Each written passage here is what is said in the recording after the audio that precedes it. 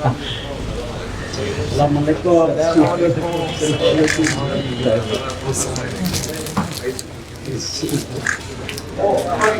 section.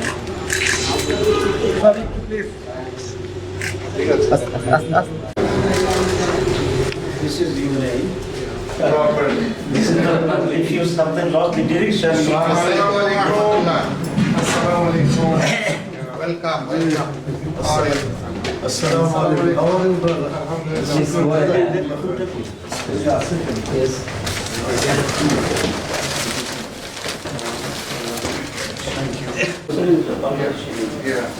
Yeah. Complete. Is alright. But there are ways and means, and we have resources. Like better relations, integration with ideas, inshallah, with you, inshallah. In fact, I am very happy and grateful.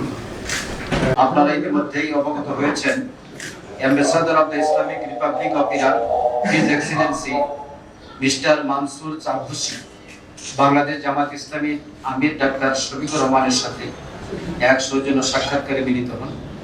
আমির জামাতের সঙ্গে উপস্থিত ছিলেন সাবেক MP নায়েবে আলী অধ্যাপক Mujibur Rahman, doctor Syed Abdul Mohammad Taher, advocate Moazzem Hossain Helal এবং জামাত ইসলামীর প্রচার secretary হিসেবে আমি এক্সিলেন্সির সাথে তার পলিটিক্যাল সহযোগী ছিলেন। এখানে আমাদের মাঝে বাংলাদেশের এবং ইরানের বিদ্যমান সম্পর্ক সম্পর্কে বিস্তারিত আলোচনা হয়।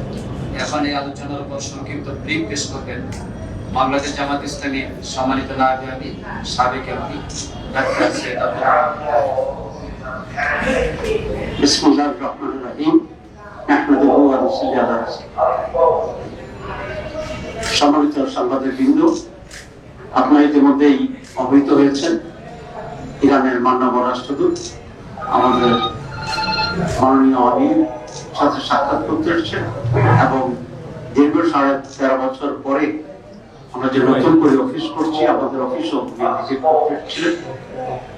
এই ধারাবাহিকতায় যে অনেক দেশেরই রাষ্ট্রদূত প্রতিনিধিরা আমাদের অফিসে আসছেন। তিনি বর্তমান ইন্ডিয়ান গভর্নমেন্টের প্রতি ইরানের সমর্থনের কথা বলেছেন, মুসলিম ঐক্যের উপরে জোর দিয়েছেন, ইরান এবং বাংলাদেশের বাণিজ্যে আরো সমৃদ্ধ কিভাবে হতে পারে, কোন কোন এরিয়ায় বেশি বাণিজ্য হতে পারে সে ব্যাপারে আলোচনা করেছেন এবং সারা মুসলিম বিশ্বের যে সমস্ত জায়গায় নানা ধরনের সমস্যা হচ্ছে ঐক্যবদ্ধভাবে এই সমস্ত সমস্যা কিভাবে মোকাবেলা করা যায় সেই বিষয়েও আমাদের সাথে আলোচনা হয়েছে। উনি বাংলাদেশ জামাত ইসলামের একটি প্রতিনিধি দলকে ইরান সফরের জন্য আমন্ত্রণ জানিয়েছেন এবং আমরাও সময় সুযোগ মতো দাওয়াত গ্রহণ করে ইরানে যাওয়ার জন্য ইচ্ছা পোষণ করেছি এবং বাংলাদেশ জামাত ইসলামের পক্ষ থেকেও ইরান থেকে একটি উচ্চ পর্যায়ের ডেলিগেশন বাংলাদেশ সফর করবে এর দাওয়াত এবং মুসলিম দুটি বৃহৎ দেশ হিসাবে সারা দুনিয়ার মানুষের কল্যাণ কিভাবে হতে পারে এবং মুসলমানরা কি ধরনের ভূমিকা নিতে পারে সে বিষয়ে আমাদের সাথে মত বিনিময় হয়েছে।